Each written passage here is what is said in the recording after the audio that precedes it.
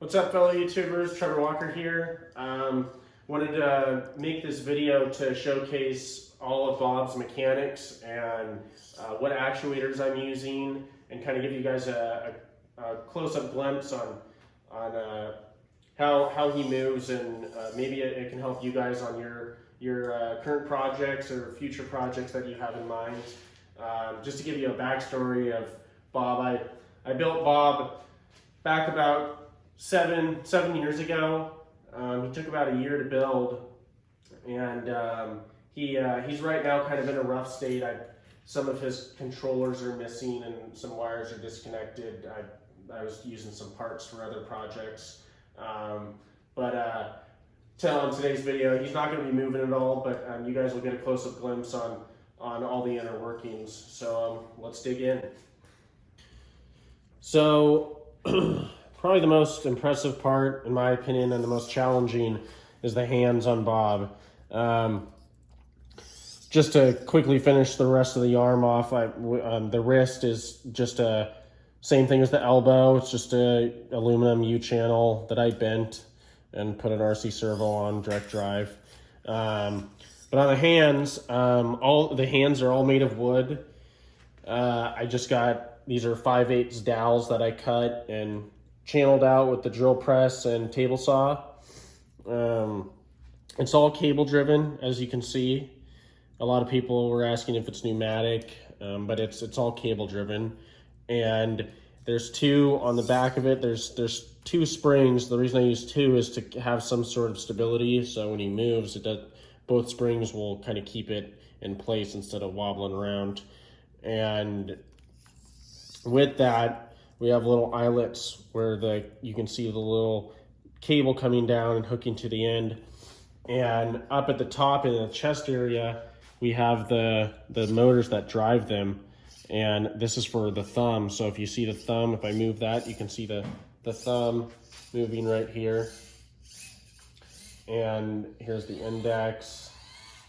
And the third servo, I actually slaved, and one of his cables is missing here, but I slaved 3 fingers together just to help in animation. It just reduced the amount of channels I needed to worry about animating, and you use your index and thumb more than anything. So that was, I kind of decided to do that just to save some time. But yeah, basically this cable is a special fishing line. It has dynamite in it, which is a lot better in terms of abrasion resistance compared to wire rope. So I decided to use that instead, and seems to work pretty well. But yeah, this hand was definitely a challenge, but it seemed to work pretty well in regards to everything else. So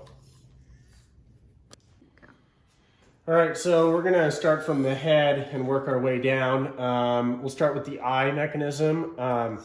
With Bob's eyes, I basically found this guy on YouTube who made a pretty cool design to basically keep the eyes in sync with only 2 motors. So I copied his design. I'll post his video in the description. But basically how this works is there's one servo that controls the side-to-side movement and one that controls the up and down. And the way it works is, you can see when you turn it, it pushes one rod down here to make the eyelid turn in the respective direction. And while it's doing that, it's slaving this other horn that's just attached to a bearing to rotate the other eye in the opposite direction. So you don't have to worry about any cross-eyed or any weird syncing issues when you're animating. And these are just RC car U-joints that I got at the hobby store. I used a piece of plexiglass here that I cut out to mount everything. And then on the eyelids, this is a pretty simple mechanism. I got Easter eggs and I cut them out and I spray painted them with a skin tone color and glued them on this copper wire and bent them in the shape I needed them to be. And then had a linkage, and I have the servo down here, it's not connected anymore, but it had like a musical wire type of push-pull mechanism where when the servo would move down, it would push and pull the eyelids to blink. And with the mouth, I got a lot of people have been asking about the mouth, you know, whose teeth is it? You know, where did I get it from? I just got this on Amazon, and it's just a plastic resin teeth mold that you'd see at a dentist's office, where they would, you know, show you which your molars and what teeth do what. And then we have a servo up here that drives it. That just opens and closes the mouth, and there's a hinge that's screwed on the back. And on his neck, we have two axes on the neck. We have our pitch, so he can go up and so he can nod his head. And I have a spring right here, so the servo doesn't need to work as hard. And then we have our yaw movement, which allows him to rotate his head. And there's a bearing down here that holds his whole head in place. This whole rod right here, a lot of people think that this whole figure is aluminum, but it's actually just almost all wood, and I just spray painted it with an aluminum spray paint color to give off the look. It was just a lot easier to machine the wood and with the tools I had. So yeah. All right, so we're gonna move on to the shoulder mechanisms. On the shoulders, he has two axes. He has what they call roll right here and our pitch. And this, if I were to do this again, I'd kind of revisit this mechanism, since it required a lot of torque and was kind of, I had some issues with it, but it worked for the most part. What I basically did here for the pitch was I had a quarter scale servo, RC servo, that I sandwiched. These are 4 pieces of 3/4 inch plywood, and I routed out a slot here so the servo could fit in there. And then I had a shaft collar with a big eyelet to act as kind of a bearing support, so the servo didn't have to handle all the weight, it just had to move it. And with that in mind, I had a spring back here that would aid in helping the servo, so it didn't have to worry about overheating or over torquing.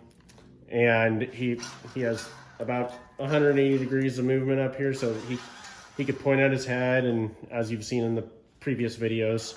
And then on the roll servo, if you notice, I have a lot of the housings taken apart just to allow the motor to cool more efficiently. This mechanism is basically just a direct drive on the same type of quarter scale servo as on the pitch. And it's just, these are 16th inch aluminum brackets, and I screwed them onto the horn, so we get all the torque of the servo without any gearing down or any extra mechanical slop. And we have our upper arm rotation here.